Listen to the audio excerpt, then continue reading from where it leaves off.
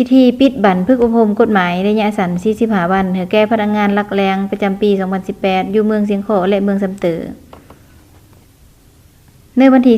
18-19 กันยายน 2018 นี้องค์การยุติธรรมเมืองเสียงขอและเมืองสำเตอได้จัดพิธีปิดบัญพึกษ์อุปมกฎหมายระยะสั้น45 วันขึ้นอยู่ที่สโมสรของเมืองโดยการเป็นเกียรติเข้าร่วมของฐานสมพรอินทวิไลหัวหน้าแผนกยุติธรรมแข็งมีบรรดาฐานการนำเมืองแขกทึกเซินคณะพิศกครูอาจารย์พร้อมโดยนักฝึกอบรมเข้าร่วมอย่างพร้อมเพรียง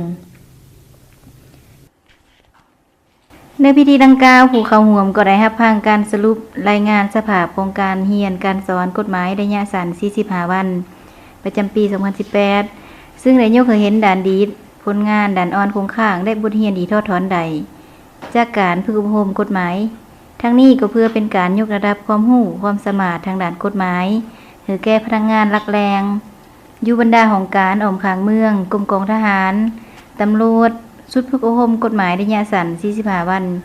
อยู่เมืองเสียงขอประกอบมีนักฝึกอบรมทั้งหมด36 คนยิง6 คนเมืองสำเตอประกอบมี44 คนยิง7 คน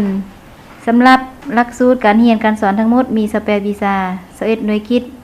315 ชั่วโมงผ่านการค้นคว้าหำเรียนได้เฮ็ดให้นักฝึกอบรมได้รับรู้ได้เข้าเจอต่อบรรดาเนื้อกฎหมายนับมือหลายขึ้นทั้งเป็นการยกระดับความรู้ความสามารถของพนักงานขันนำของเมืองในการจัดตั้งเวียกงานหรือสอดคล้องกับแนวทางนโยบายของพรรคกฎหมายและระเบียบของรัฐผ่านการเรียนการสอนสามารถคัดเลือกไหลนักฝึกอบรมผู้ที่เรียนดีเรียนเก่งประเภทดีเด่นเมืองเสียงขอมี15 คนยิง4 คนประเภทดี21 คนยิง2 คนเมืองสำเตอมีนักฝึกอบรมประเภทดีเด่น18 คนยิง4 คนประเภทดี26 คนยิง3 คนในพิธีปิดสุดฝึกอบรมแต่ละจุดฐานสมพรอินทวิไลหัวหน้าแผนกยุติธรรมแข็งก็เหอเกียรติหมอเบอร์อย่างยืนเหอแก่นักฝึกอบรมทั้ง2 เมืองจำนวน80 คนยิง13 คนผู้ที่ได้สำเร็จการฝึกอบรมกฎหมายระยะสั้น45 วันท่านก็ยังเหอเกียรติโอโลมตืมอีกซึ่งก่อนอื่นขอแสดงความหย่องยอชมเชยต่อกับคณะพิศกครูอาจารย์ที่ได้เอาใจใส่ในการสีนำพาคนข้อสิทธิสอนทางภาคทฤษฎีและภาคปฏิบัติตัวจริงสำหรับนักสัมมนากรก็ได้เอาใจใส่ในการศึกษาคนข้อหำเรียนตลอดระยะ45 วันจนได้รับผลสำเร็จอย่างจบงามภายหลังที่สำเร็จการฝึกอบรมในครั้งนี้แล้วก็กลับคืนสู่ของการ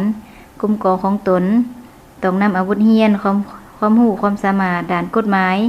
ไปจัดตั้งปฏิบัติและพันขยายเขาเนินหน้าที่เวียกงานอยู่ภายในของการและกรมกองของตนเหือได้รับผลดีและมีประสิทธิผลดีขึ้นเรื่อยๆเจ้าท่านผู้ฟังอันนี้ก็แม่นบทข่าวพิธีปิดบัญพึกษ์อุปมกฎหมายระยะสั้น45 วันให้แก่พนักงานหลักแรงประจำปี 2018 อยู่ที่เมืองเสียงขอและเมืองสำเตอ